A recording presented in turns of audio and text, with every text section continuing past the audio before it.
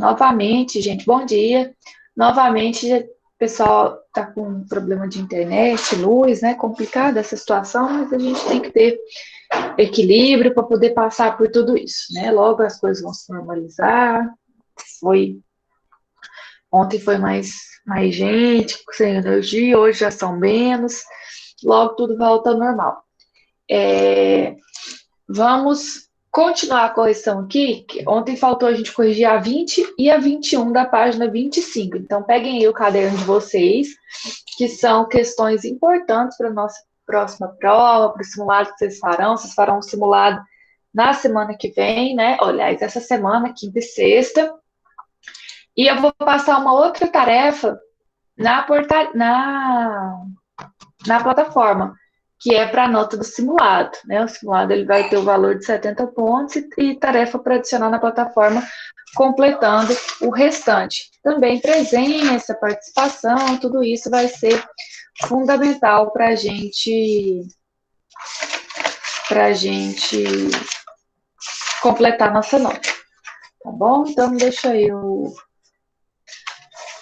deixa eu só falar um negócio aqui com a Vanessa, gente, para a gente poder começar, antes que eu esqueça. Rapidão.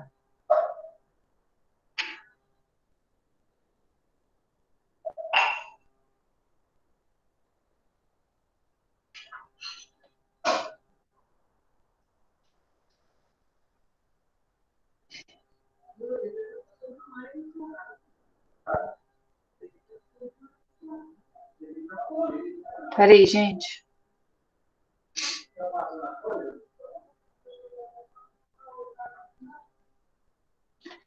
Tô até falando com a Vanessa aqui, gente. A tarefa que eu passei ontem, da Guerra Fria, vai ser para anexar na plataforma também, tá? Essa que vocês anexaram ontem, tinha até ontem para anexar, é referente ao teste. E aí eu vou contabilizar a pontuação de lá do teste. Já essa que vocês vão adicionar agora, e mais uma outra, vai ser referente à prova, né? Ao simulado. Então, muito importante que vocês adicionem as tarefas, tá? Quem não adicionou ontem aí já ficou prejudicado, principalmente quem não falou comigo. E essa próxima também vai ter um valor mais elevado, então façam a tarefa. Mas vamos continuar aqui, vamos corrigir aqui, página 25, número 20 e número 21. Deixa eu ler aqui com vocês a número 20. Explica as motivações que levaram os Estados Unidos a lançar bombas atômicas em Hiroshima e Nagasaki e, em seguida, responda se realmente essa ação era necessária naquele momento da guerra. Ontem a gente corrigiu a 20, na verdade, eu lembro que eu até li a resposta do Gabriel Tessarolo, da outra sala, e a justificativa, né, que os Estados Unidos, quais foram as motivações que os Estados Unidos usaram, né, como forma de justificar, a justificativa legal, a justificativa que eles usaram, assim, como sendo a principal motivação, foi encerrar a guerra no Pacífico. O Japão se recusava a assinar a rendição, né? Para os japoneses, perder a guerra era algo assim fora de cogitação. E eles tentaram de várias formas prolongar o conflito, que já tinha se encerrado lá na frente ocidental, já tinha se encerrado na frente oriental e persistia lá no Pacífico. Eles utilizaram, por exemplo, os kamikazes, que eram os pilotos suicidas, né, que se jogavam contra os alvos americanos, principalmente. E aí os Estados Unidos utiliza essa atitude, né, usa dessa artimanha aí, que foi a bomba atômica, como forma de encerrar a guerra. Só que, na verdade, gente, essa foi a motivação que eles apresentaram para o mundo, né, que era para encerrar a guerra, que o Japão se recusava a aceitar a derrota. Mas, por trás dessa atitude, o Truman tinha algumas outras motivações. O Truman era o presidente dos Estados Unidos na época. Primeiro delas, mostrar ao mundo, principalmente à União Soviética, qual era o tamanho do poder bélico dos Estados Unidos. A gente tem que lembrar que a União Soviética, ela liberta todo o leste europeu ali e avança rumo a Berlim. Então, Ela conquista a Bulgária, ela conquista a Hungria, ela conquista a Tchecoslováquia, ela conquista a Polônia, enfim, são uma série de conquistas que a União Soviética faz ao final da Segunda Guerra Mundial. Os Estados Unidos, percebendo essa influência soviética no leste e temendo essa influência no Pacífico, o que os Estados Unidos faz? Mostra qual é o tamanho do poder militar dos Estados Unidos nesse momento. Então, é uma forma de mostrar a União Soviética, de intimidar a União Soviética e também justificar os gastos que eles tiveram no Projeto Manhattan. Né? O Projeto Manhattan foi utilizado... peraí, rapidão. Foi utilizado como forma... domingo.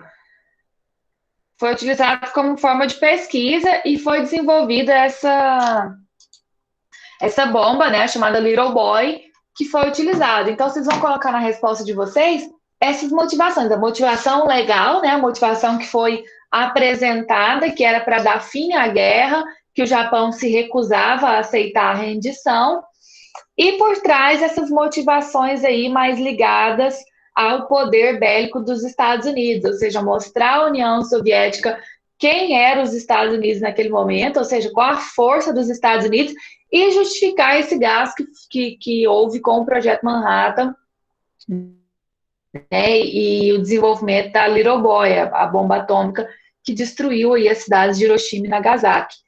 E aí ele pergunta, né, responda se realmente essa ação era necessária naquele momento da guerra.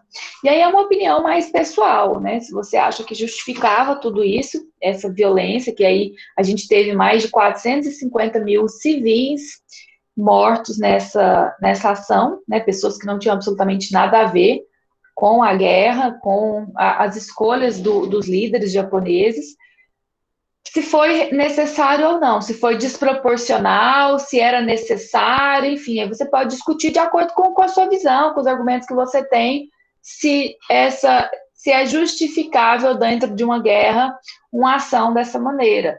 Que sim, se não houvesse isso, o Japão não teria desistido e teria provocado mais mortes, mais destruição, tanto de norte-americanos quanto de japonês, ou então não, foi desnecessário, foi desproporcional, talvez um acordo diplomático, tentasse de uma forma pacífica resolver essa situação, enfim, aí você vai de acordo com a sua filosofia, com o que você compreendeu o que é uma guerra, beleza? Então, a número 20 é basicamente isso.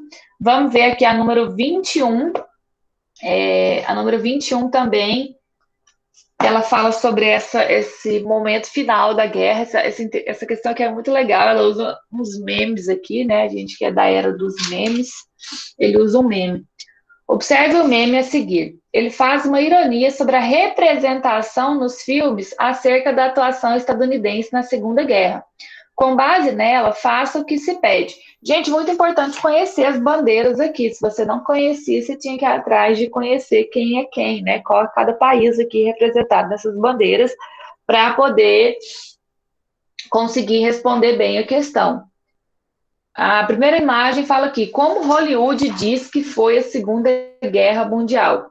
Tem os Estados Unidos aqui, né? Um super dinossauro atacando uns dinossaurinhos. E aí a gente tem aqui 3 bandeiras representando o eixo: a Alemanha, a Itália e o Japão. Então, o que a primeira imagem diz? Que os Estados Unidos venceu o eixo, né? O super dinossauro aí, os Estados Unidos, vence o eixo e com a sua força muito maior que a do eixo, consegue espantar o eixo. Já como realmente foi, né? Não é como os filmes de Hollywood retratam, mas como aconteceu na prática.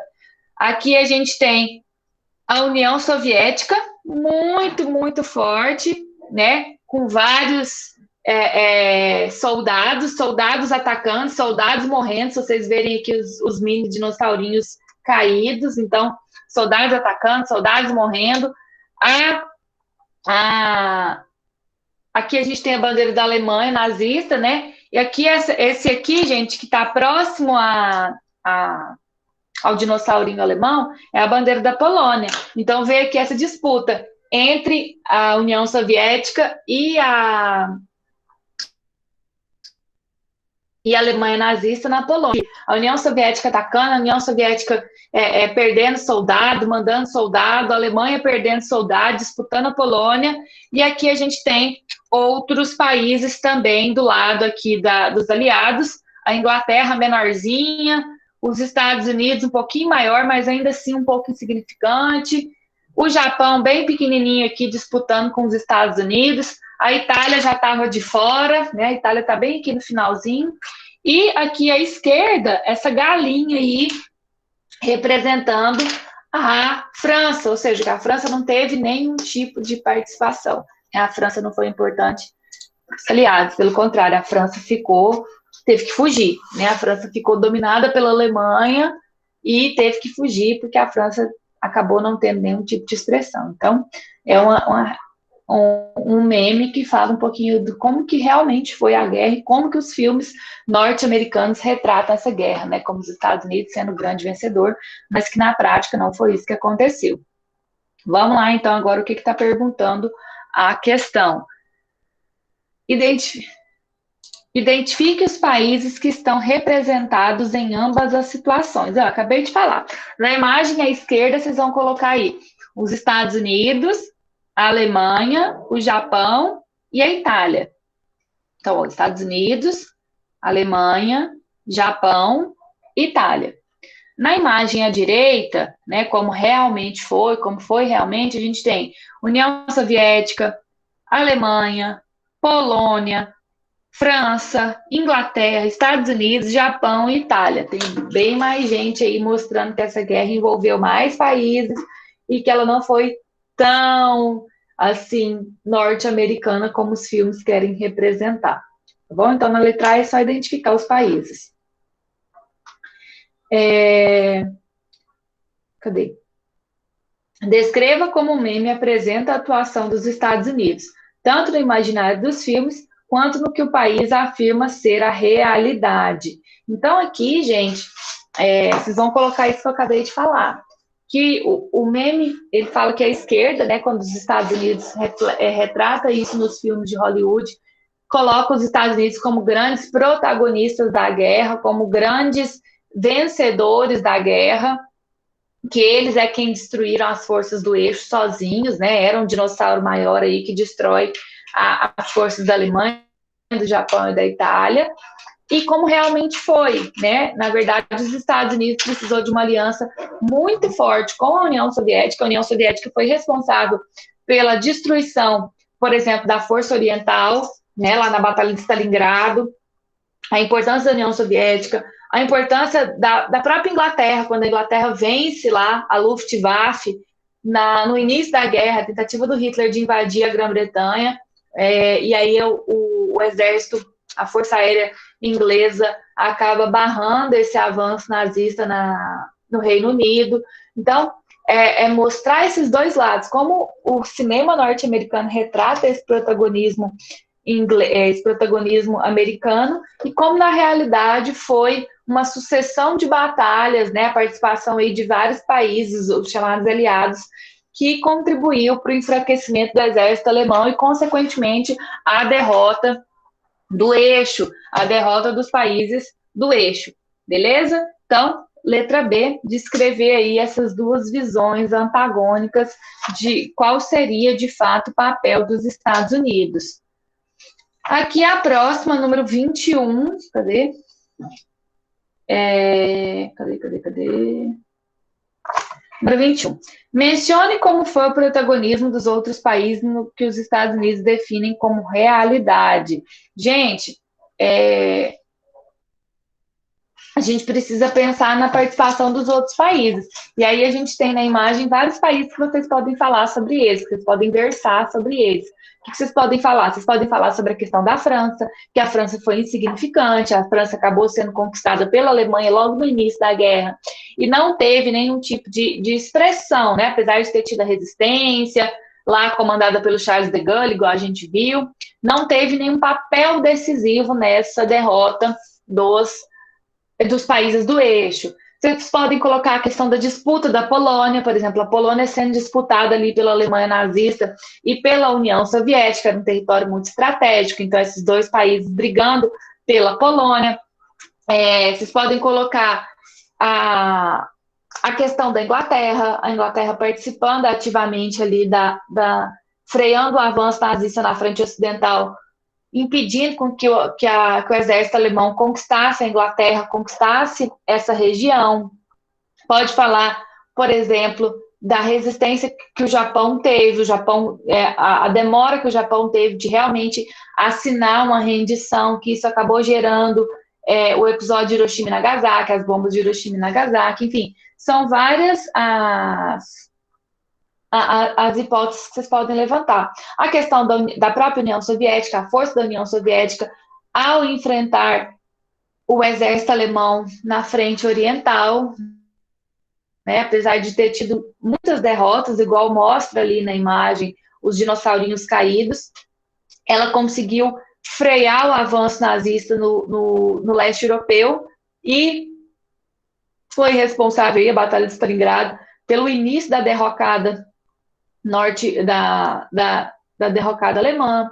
Lembrar lá do dia D, né, no dia D, a aliança entre a União Soviética, os Estados Unidos e a Inglaterra para libertar a França e partir em direção a Berlim. Então, são vários os episódios que vocês podem colocar aí, como foi a realidade da guerra, né? Não foi uma ação isolada dos Estados Unidos como protagonista que entrou na guerra em 42 e pronto, resolveu tudo. Não, houve uma série de momentos aí que foram decisivos para a derrota do eixo e, consequentemente, o enfraquecimento do exército alemão, ok? Então, a gente fecha as nossas questões que eu tinha passado para casa. Esse assunto é extenso mesmo, ele cai muito em prova, tem muita questão sobre Segunda Guerra Mundial, muita questão sobre Guerra Fria, que é o que a gente vai falar na próxima aula. E aí, para a gente encerrar, eu vou passar para fazer agora, tá? E aí eu vou pedir para ler resposta. Isso aqui é uma forma de eu também conseguir ver a participação de vocês. Como eu disse, a prova vale 80 e o simulado vale 70. Então, aí são 50 pontos só de participação, tarefa, presença. Então, eu vou passar uma tarefinha agora para a gente fazer até 8h50, né, quando termina a nossa aula, então até 8h40 mais ou menos, eu vou deixar vocês fazendo, e aí depois eu vou pedir para alguém ler a resposta, para alguém tirar a dúvida, se ficou, para eu poder confirmar se vocês realmente estão fazendo. Então, vai ser aqui, ó, vou passar aqui a tarefa. Tarefa para fazer agora. Páginas 20, página 29, número... Opa, peraí, que tem outra aqui, gente. Não, é página 29 mesmo, páginas números 9 e 10. Tô digitando aqui, pode ficar tranquilo, gente. Bem pouquinho, é só para eu poder ter realmente... Volume 3, Felipe, isso. Continuação. Páginas 34 e 35. Números 10 a 15. Gente, a página 29 são dois números, o 9 e o 10. Esse aí vocês vão responder no caderno, que ela é dissertativa, que ela é de escrever, né? Ela é uma questão discursiva. Já as da página 34 e 35, elas são objetivas, então você pode marcar na sua própria apostila, pode responder na sua própria apostila, não tem problema nenhum. E aí eu vou dar aqui uns 10 minutinhos para vocês fazerem, para depois a gente corrigir e eu ver como que está esse movimento, quem está fazendo, quem não está, quem só deixa a câmera ligada, quem só deixa o computador ligado e vai embora, enfim, para eu poder ter um controle aqui maior na minha pontuação, que hoje eu vou fechar a minha nota de história do teste e depois eu vou partir para a nota do simulado, né, que vocês vão fazer essa semana. Então, vou deixar aqui esse tempinho para vocês, vou colocar uma musiquinha para a gente poder ficar tranquilo enquanto assiste, enquanto faz. Como é que fala? Aí só as que for para escrever assim que responde no caderno, né? E essa pode responder no próprio livro, tem problema não. Deixa eu colocar aqui. Ai, gente, nossa, tô com... Deixa eu pensar aqui na música.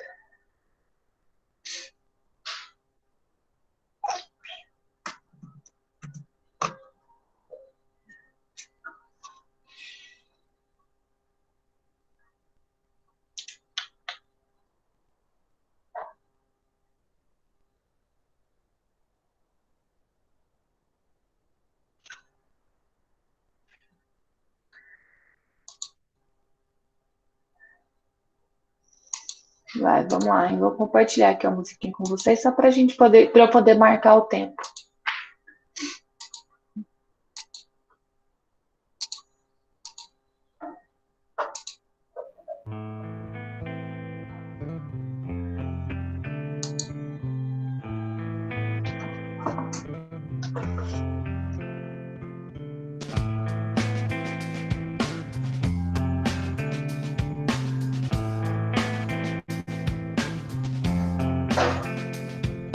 Psychic spies from China try to steal your mind's elation. And little girls from Sweden dream of silver screen quotation. And if you want these kind of dreams, it's Californication.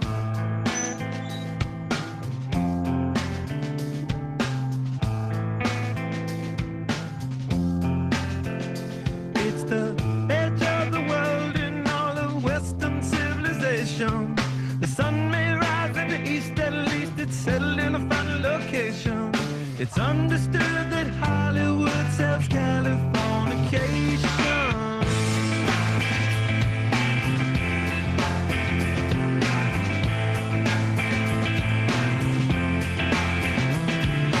Hey, a Sergeant Barry, while to break the spell of aging. Celebrity skin, is this your chin or is that war you're waging? Firstborn unicorn, hardcore softcore. Dream of Californication. Dream of Californication.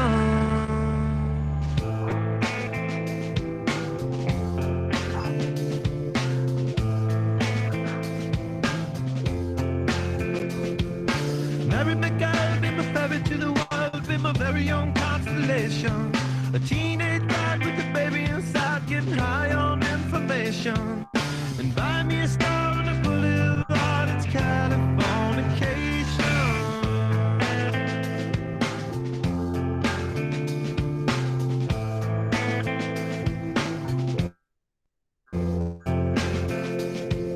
Space may be the final frontier, but it's made in a Hollywood basement.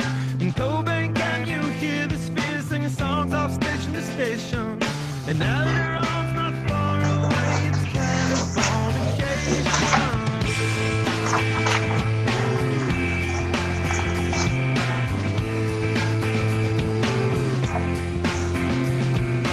Born and raised by those that raise control of population. Everybody's been there and I don't need no vacation. Firstborn unicorn, hardcore softcore. Dream of Californication. Dream of Californication. Dream of Californication.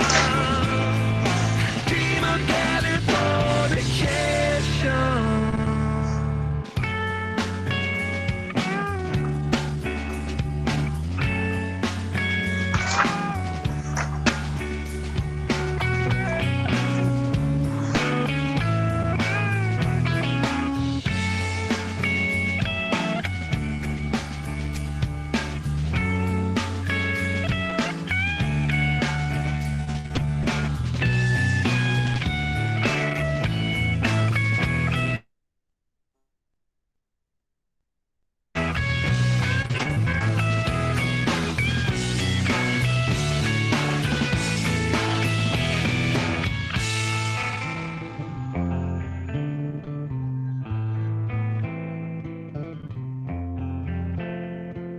Destruction leads to a very rough road, but it also breeds creation.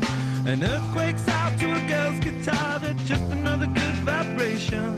And tidal waves couldn't save the world from Californication.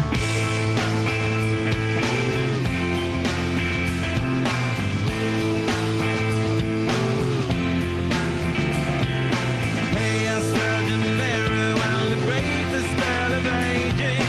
Sicker than the rest, there is no test, but this is what you're craving.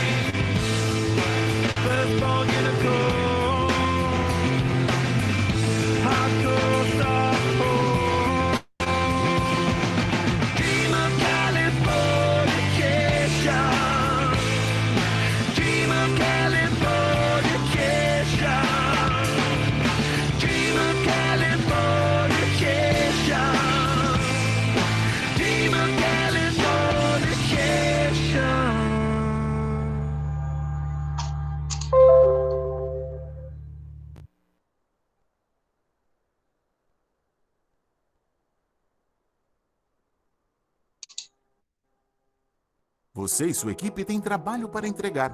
Com Monday.com é fácil, legal e simples. Gente, mas o tempo dessa musiquinha para a gente poder encerrar, tá? E eu fazer a correção com vocês. How long will I slide or separate my side? I don't believe it's been slitting my throat. It's all I ever heard your voice through a photograph. I thought that I've been brought up the path. Once you know you can never go back, I gotta take it on the other side. A century that what it meant to me. A cemetery where I marry the sea. A stranger thing that never changed my mind. I gotta take it on the other side. Take it on the other side. Take it on. Take it on. How long will I slide? Separate my side.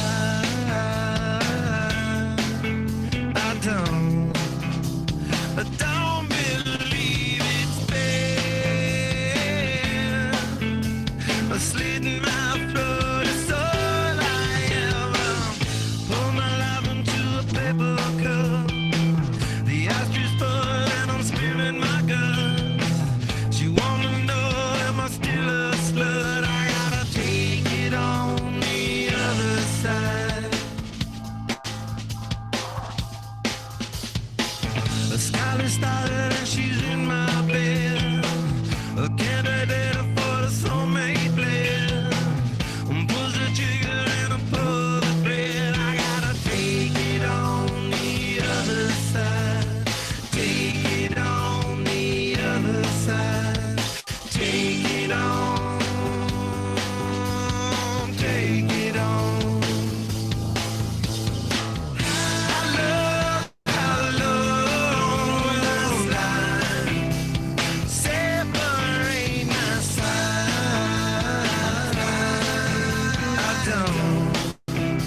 I don't believe it's fair. Sitting out road is all I ever.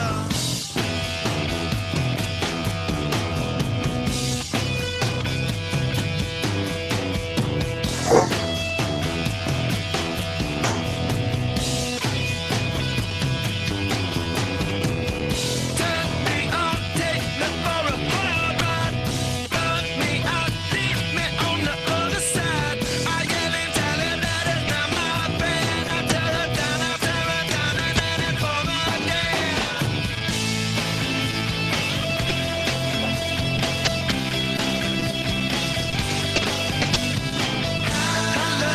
How long will I slide? Separate my side.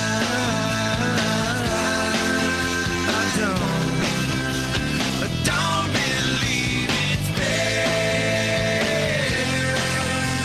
Slit my throat, that's all I ever had.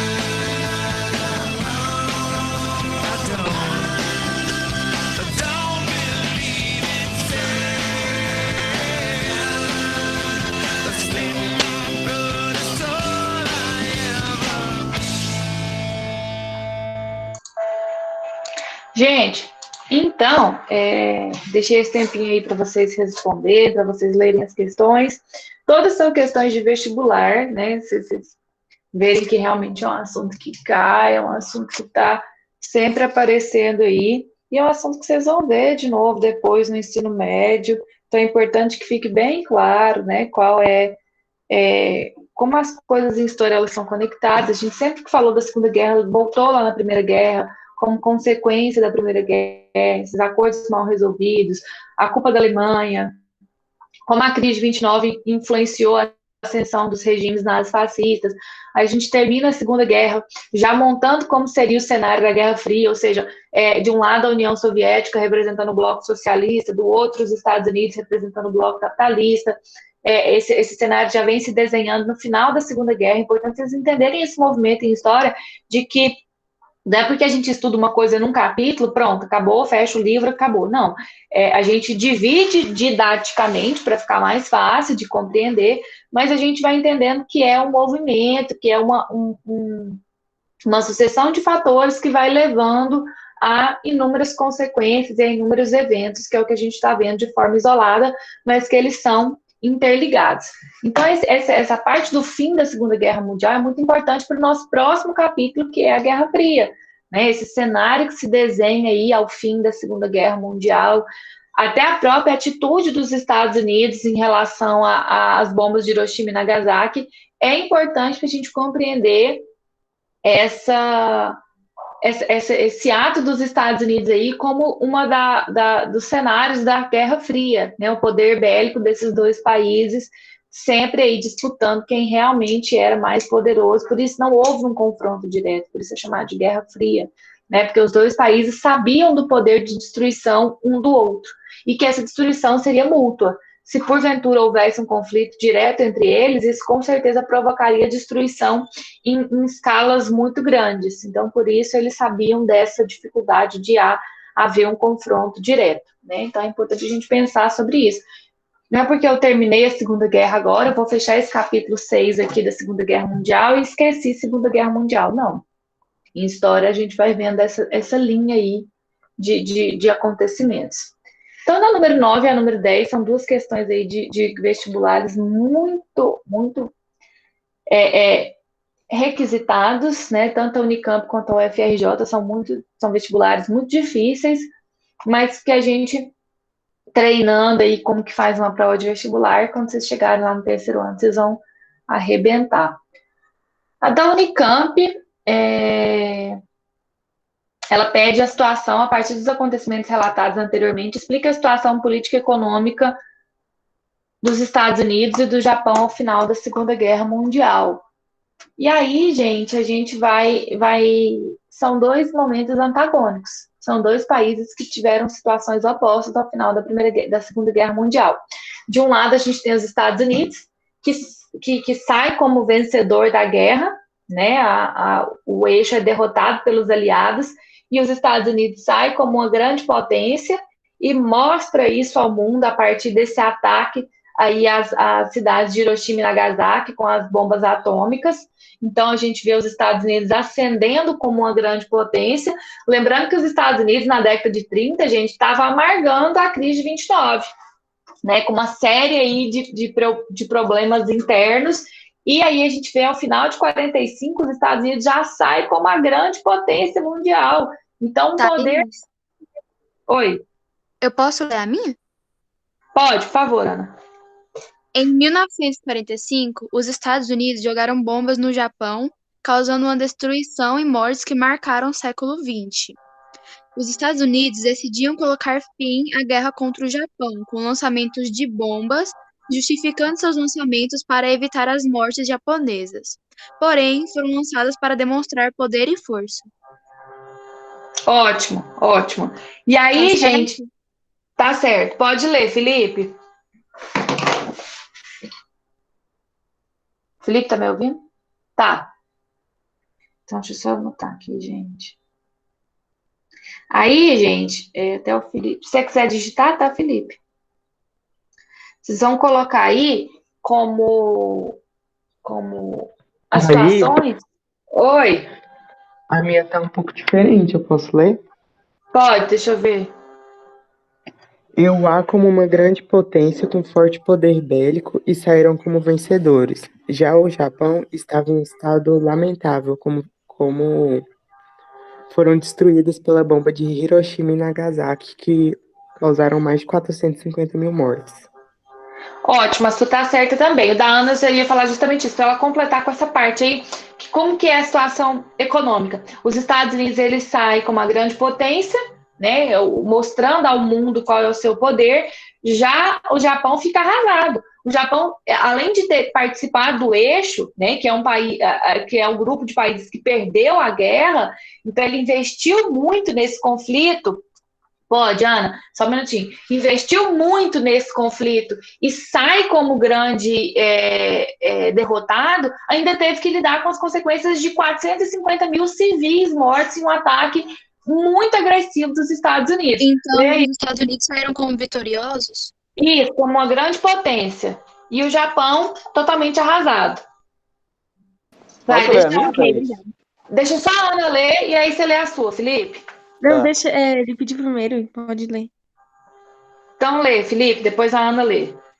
A guerra, no entanto, não havia acabado. Ainda havia uma batalha entre Japão e Estados Unidos, porque o líder japonês não aceitava sua rendição e seu poder ainda estava sob controle. Mantendo os ataques kamikazes, o presidente Harry tomou uma decisão que pôs fim à guerra, lançando 2 bombas atômicas em Hiroshima e Nagasaki, que garantiu sua rendição incondicional dos japoneses. Felipe, só completa aí que ele quer saber o final da Segunda Guerra Mundial. Qual que era a situação política e econômica? Aí você vai completar aí, colocando esse movimento que os Estados Unidos saem como uma grande potência, né? Ele mostra ao mundo qual é o seu poder, e o Japão fica com a sua economia arrasada, porque o Japão vai precisar do financiamento do próprio Estados Unidos para reconstruir seu território. Então, só colocar essa situação aí de final, os Estados Unidos como uma grande potência e o Japão arrasado. Vai, Ana, lê a sua. Os Estados Unidos estava com a economia forte e fez a bomba para ser lançada no Japão. O Japão estava devastado ainda mais depois das bombas em Hiroshima e Nagasaki, que mataram muitas pessoas e teria de ser investido muito dinheiro para a reconstrução do país. Excelente, Ana Laura, ficou certinha a sua. Gente, então, a 9, né, quem não respondeu ou quem ficou com dúvida, é só fazer esse paralelo entre esses dois países. De um lado, os Estados Unidos como grande vencedor, do outro, a gente tem o Japão arrasado aí ao final do conflito. Vamos para a 10 aqui. Hiroshima, Japão. No exato momento em que, 60 anos antes, a primeira bomba atômica da história devastava a cidade de Hiroshima, no Japão, mais de 50 mil pessoas fizeram 1 minuto de silêncio em homenagem às vítimas do ataque. Às 8h15, o mundo relembrou a detonação da arma mais poderosa já vista no planeta até então, que matou cerca de 100 mil pessoas diretamente e outras milhares nos anos seguintes. Então, em 2005, aí, fazia 60 anos do lançamento das bombas de Hiroshima e Nagasaki, que mataram instantaneamente e depois tiveram as consequências, pessoas que morreram com sequelas, que não conseguiram se recuperar, totalizando aí mais ou menos 450 mil mortes. Então, na letra A, apresente um argumento do governo estadunidense em defesa da ação que devastou Hiroshima no dia 6 de agosto de 45 e Nagasaki 3 dias depois. É o que a gente já falou, gente. Pode ler. Eles justificaram o lançamento com a desculpa de que era necessário para evitar a morte dos cidadãos japoneses. Ótimo, e é o que o Felipe falou, né? Também o Felipe falou lá na 9, ele pode pôr na 10, na letra A, essa questão do Japão não ter se rendido. Eu E aí, coloquei na letra B. Isso, aí como os kamikazes continuavam atacando, né? Os pilotos suicidas continuavam atacando, os Estados Unidos justificou que isso poderia causar muito mais mortes de norte-americanos, mortes de japoneses. Se esse conflito não tivesse fim, o número de mortes ia ser maior. Essa foi a justificativa usada pelo presidente da época, o Harry Truman, sobre esse ataque. Deixa eu ver a do Marcelo aqui. Para os Estados Unidos, era necessário testar os impactos da nova arma que foi produzida em seu país, assim como justificar os gastos com o projeto Manhattan que desenvolveu a bomba. Isso mesmo. Então, ele coloca essa justificativa aí, ela é uma justificativa interna. Já para o mundo todo, você pode completar aí, Marcelo, ele coloca como forma de finalizar a guerra, né, como uma justificativa de encerrar a guerra que não tinha fim lá no Pacífico. A gente sabe que, na verdade, foi justamente por causa disso, para mostrar o seu poder bélico ao resto do mundo e para justificar esses gastos, mas para o restante das pessoas, os Estados Unidos falam isso, não, a gente precisa encerrar a guerra de alguma maneira. E aí ele assina a autorização para o lançamento das bombas. E aí aqui na letra B, considerando a situação militar da Ásia Oriental em meados de 45, mencione uma crítica aos bombardeios dessas duas cidades japonesas. Alguém quer ler essa letra B aí ou digitar a resposta, só para eu poder ver que vocês entenderam se era realmente necessária essa bomba? Vai, lê para mim, por favor. O Japão resistia mesmo após suas derrotas. Ele recusava assinar a rendição. Os ataques de kamikazes causaram mortes e destruição do lado estadunidense. Tá, mas ele coloca aqui, ó. Mencione uma crítica aos bombardeios dessas duas cidades. Gente, vamos lá, vamos pensar aqui no contexto. 1945. Ó, quem que fazia parte dos países do eixo? A gente tinha Itália, Alemanha, Japão, compondo os países do eixo. Em 1945, qual que era a situação do Mussolini? Morto, fuzilado. Fim do fascismo na Itália. A Itália, então, já tinha perdido, já tinha se rendido, Mussolini já estava morto. 1945, peraí, Júlia, que eu vou ler a sua. 1945, o que tinha acontecido com a Alemanha? Hitler já tinha suicidado, o alto escalão nazista, a maioria já estava preso, então a Alemanha já estava totalmente rendida. Por mais que o Japão continuasse resistindo, gente, os países do eixo já tinham entregado a sua rendição, então era questão de tempo para que o Japão também não conseguisse manter essa guerra, não conseguisse manter esse conflito. Então, por isso que muitas pessoas criticaram como sendo um ataque desproporcional. Deixa eu ver da Júlia aqui. A essa altura, a Ásia e o Japão já estavam grandemente debilitados militarmente. Portanto, essa medida, ao meu ver, foi extrema e desproporcional, visto que mais de 450 mil pessoas foram mortas. Justamente, esse é o ponto da questão B que tem que ser colocada. Que o Japão ele já estava totalmente desgastado, já estava aí no conflito, gente. Olha aí, desde 1939. Pode, Ana, por favor, a Ana Laura vai ler. Foi desproporcional, pois matou milhares de pessoas e o Japão não teria mais força de guerra e com o tempo ele se rendiria. Ótimo, é justamente isso, gente, é colocar essa questão do tempo. Era uma questão de tempo para o Japão não ter mais condições de manter o conflito. Primeiro porque os seus aliados, né, os seus países que lutavam ao lado dele, tanto a Itália quanto a Alemanha já estavam devastadas. E essa questão do tempo, já estava muito debilitado, já estava muito desgastado, então era uma questão de tempo para que essa guerra tivesse fim, mas os Estados Unidos usa essa estratégia aí das bombas não só para encerrar o conflito, mas como a gente já viu, para mostrar para a União Soviética quem é que tinha aí um poder militar, um poder bélico muito grande. Beleza? Então essa é a letra B. Nossa aula encerrou. Deixa eu só colocar o gabarito para vocês das questões de X, para vocês conferirem aí na casa de vocês se vocês acertaram ou não. E na próxima aula, se tiver alguma dúvida, a gente corrige juntos. Eu vou colocar aqui no bate-papo. E número 10, letra E. Número 11, letra D. Número 12, vai corrigindo aí, gente. Número 12, letra C. Número 13. Número 13, letra C também. Número 14, letra A. Número 15, letra E. Lembrando que vocês vão fazer questão objetiva na prova no simulado dessa semana. Então, quem não fez essas aqui, façam, leiam as questões, entendam como que faz questão objetiva. Questão objetiva é muito diferente de questão discursiva. Você precisa ler, você precisa eliminar o que não está certo. Tem que ler com atenção, tem que ler com calma. Preste atenção na hora da prova. Pode ser que você ache que você vai pesquisar na internet um gabarito e eu mudei a questão. Eu tenho feito muito isso, eu tenho mudado as questões. Ainda mais porque só tem uma resposta certa, né? Isso, justamente. Então, ó, confiram aqui o gabarito e se ficar alguma dúvida, a gente fala na aula ou vocês podem me procurar no WhatsApp, tá bom? Aí a gente, na segunda-feira, lembrando que é Guerra Fria, postar a tarefa, a Vanessa vai mandar lá no grupo, porque ontem ela mandou só como tarefa, mas é para ser postado na plataforma. Eu vou deixar aberto até segunda-feira, então vocês vão ter aí a semana e o final de semana todo para fazer a tarefa, para na aula de terça-feira a gente corrigir, tá? Beijo para vocês. Bom Beijo, Thaís.